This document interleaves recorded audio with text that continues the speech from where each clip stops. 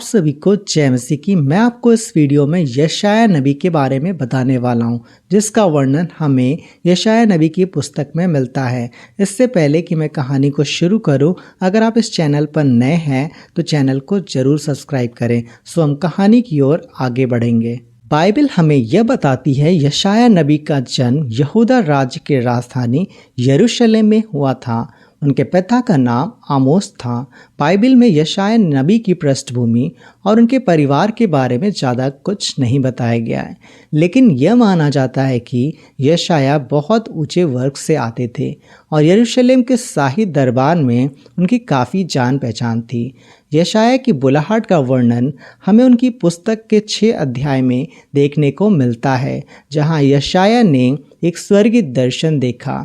इस दर्शन को उन्होंने यरूशलेम के मंदिर में देखा था, जहां उन्होंने परमेश्वर को सिंहासन पर बैठे देखा और सिंहासन के चारों ओर उन्होंने स्वर्गदूतों को देखा, जो एक दूसरे से पुकार पुकार कर कह रहे थे, सेनाओं का यहोवा पवित्र पवित्र पवित्र है, सारी पृथ्वी उसके तेज से भरपूर है। जब यशायाह ने उस दर्शन को देखा तो उन्हें अपने पाप और अपनी अशुद्धता का एहसास हुआ और वो कहने लगे, हाय हाय मैं नष्ट हुआ, क्योंकि मैं अशुद्ध होठ वाला मनुष्य हूँ और अशुद्ध होठ वाले मनुष्य के बीच में रहता हूँ, क्योंकि मैंने सेनाओं के यहोवा महाराज थिराज को अपनी आंखों से देखा है।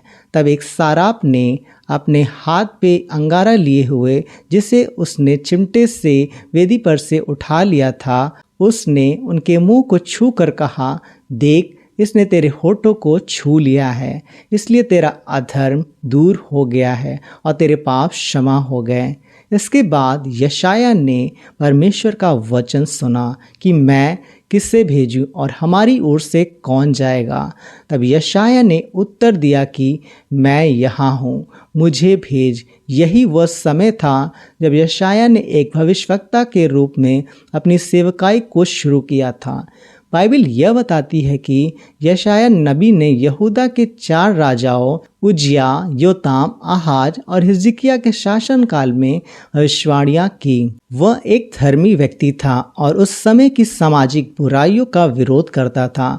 उसने बार बार प्रयास किया कि यहूदा के राजा विदेशी ताकतों पर निर्भर न रहकर परमेश्वर पर ही भरोसा करें। यशायाह के समय में इज़राइल और यह दोनों ही राज विदेशी आक्रमणों के दबाव में थे और ये दोनों ही राज धार्मिक भ्रष्टाचार, सामाजिक अन्याय और मूर्ति पूजा में बुरी तरह फंस चुके थे। लोगों ने परमेश्वर की आज्ञा और नैतिकता से मुंह मोड़ लिया था। इसके साथ ही इन दोनों राज्यों के राजा धर्म के नाम पर पाखंड कर रहे थे। तब यशायाह ने उस समय के राजाओं और लोगों को फटकारा और यह भी चेतावनी दी कि यदि वह नहीं सुधरे तो उन्हें परमेश्वर के न्याय का सामना करना पड़ेगा। यशायाह नबी का संदेश 3 मुख्य विषयों पर केंद्रित था। इसमें से पहला था न्याय, दूसरा था पश्चाताप और तीसरा था आशा। यशायाह का यह उद्देश्य था कि लोग परमेश्वर की ओर लौटें और अपने पापों से पश्चाताप करें। यशायाह ने अपने समाज को उनके धार्मिक और नैतिक पतन के लिए कठोर फटकार दी। यशायाह नबी की पुस्तक के एक अध्याय में आप देखोगे कि उसने यहूदा के लोगों को चेतावनी भी दी कि परमेश्वर उनके पापों के लिए उन्हें सजा देगा। उन्होंने कहा कि यरूशलेम जो कभी एक धार्मिक और न्यायपूर्ण शहर था, वह अब भ्रष्टाचार और न्याय से भर गया है। वचन 4 में वह कहते हैं कि हाय, ये जाति पाप से कैसी भरी है, ये समाज अधर्म से कैसे लदा हुआ है, इस वंश के लोग कैसे कुकर्मी हैं, ये बाल बच्चे कैसे बिगड़े हुए हैं। उन्होंने यहोवा को छोड़ दिया, उन्होंने इज़राइल के पवित्र को तुच्छ जाना है, वे पराये बनकर दूर हो गए। यशायाह ने यहूदा के लोगों को यह चेतावनी भी दी कि यदि वे पश्चाताप नहीं करेंगे तो उनके ऊपर विदेशी ताकतें आक्रमण कर उन्हें नष्ट कर देगी। यशायाह नबी द्वारा की गई यह भविष्यवाणी बाद में अशूरियों और बाबुल के आक्रमण के रूप में सच हुई, जब इज़राइल और यहूदा को विदेशी शक्तियां द्वारा बंदी बना लिया गया था। यशाया ने इज़राइल और यहूदा के लोगों को उनकी गलतियों और पापों के लिए उन्हें चेतावनी भी दी। यशाया ने उन्हें पश्चाताप का मार्ग भी दिखाया, क्योंकि यदि आप इसी एक अध्याय के 18 वचन को पढ़ोगे तो वहाँ यह लिखा है कि आओ हम आपस में विवाद करें। यदि तुम्हारे पाप लाल रंग के हो तो भी वे हिम के समान उजले हो जाएंगे, और चाहे अर्गवानी रंग के हो तो वो भी ऊन के समान श्वेत हो जाएंगे। यशाया का यह संदेश केवल न्याय और विनाश तक ही सीमित नहीं था। उन्होंने ये भी बताया कि परमेश्वर अपने लोगों के प्रति दयालु है, और यदि वो अपने पापों से पश्चाताप करेंगे तो परमेश्वर उन्हें माफ़ भी कर देगा और पुनः स्थापित करेगा। यशाया की पुस्तक के कुछ सबसे प्रसिद्ध भाग वो हैं जो प्रभु यीशु मसीह से संबंधित हैं। यशाया नबी ने एक ऐसे मसीहा के आने की भविष्यवाणी की जो लोगों को उनके पापों से बचाएगा और एक नए युग की शुरुआत करेगा।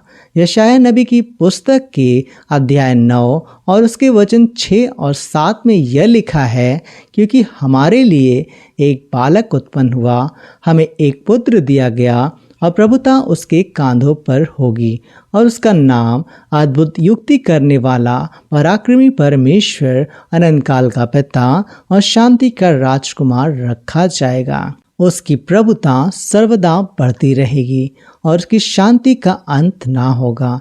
इसलिए वह उसको दाऊद के राजगद्दी पर इस समय से लेकर सर्वदा के लिए न्याय और धर्म के द्वारा स्थिर किए और संभाले रहेगा।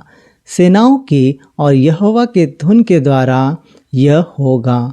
यशाया की इस भविष्यवाणी को प्रभु यीशु मसीह के आगमन की घोषणा के रूप में भी देखा जाता है, और यशाया के 53 अध्याय में प्रभु यीशु मसीह के बलिदान की भविष्यवाणी को बताया गया है, जिसमें प्रभु के विषय में यह कहा गया है कि वो अर्थात प्रभु यीशु मसीह अपने लोगों के लिए पीड़ा को सहेगा और उनके पापों को अपने ऊपर उठा लेगा।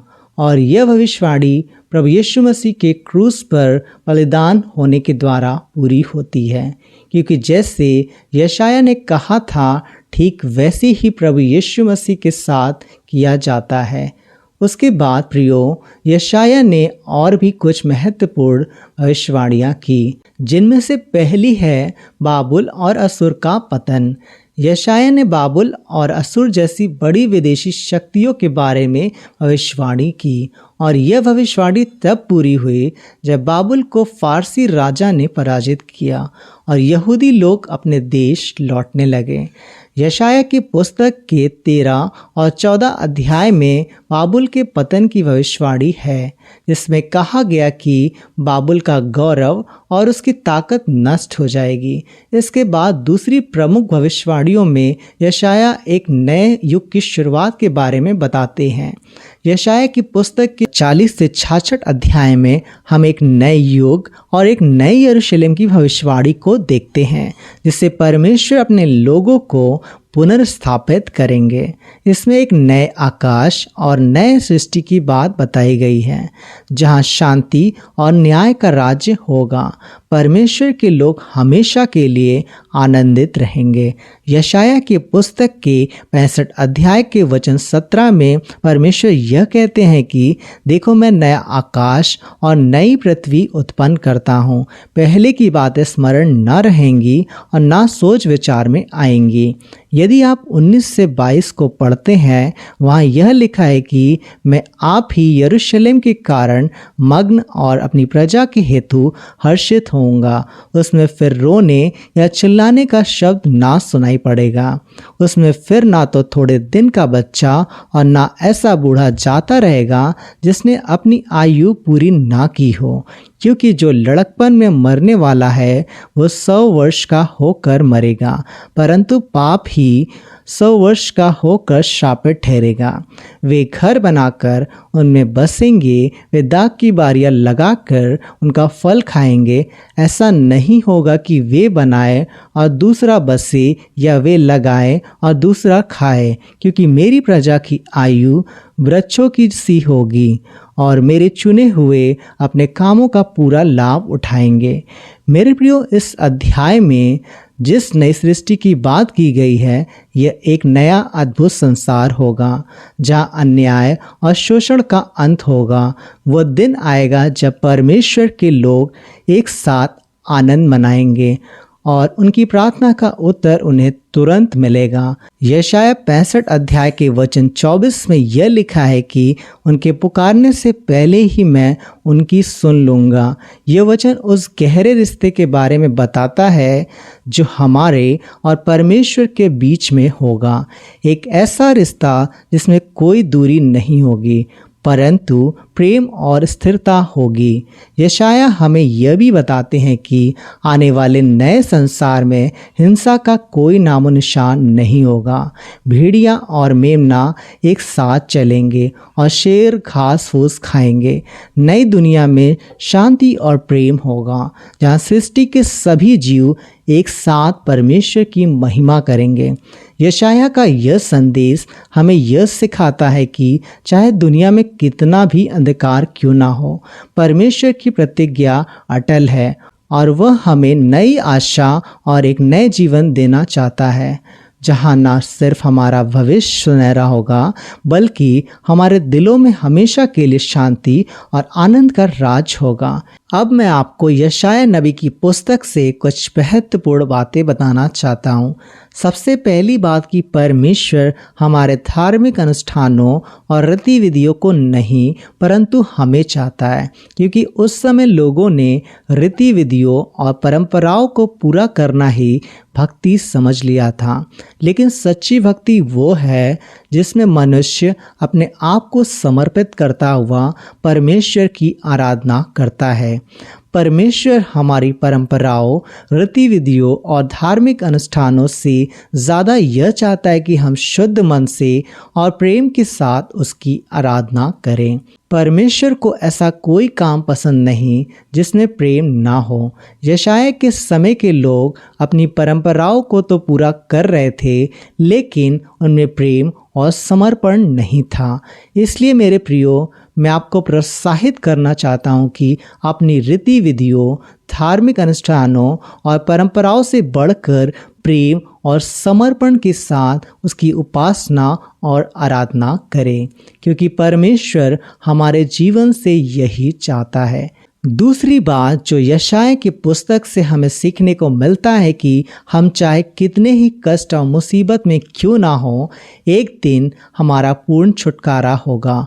और यह आशा हमें यशायाह के पुस्तक में देखने को मिलता है, क्योंकि यशायाह न सिर्फ अपनी पुस्तक में इज़राइल के लोगों के लिए कई सारी यातनाओं और पीड़ाओं का जिक्र किया, लेकिन इसके साथ साथ उसने इसको आशा का संदेश भी दिया कि एक दिन एक मसीहा आएगा जो उन्हें उनके सारे कष्टों से छुटकारा प्रदान करेगा।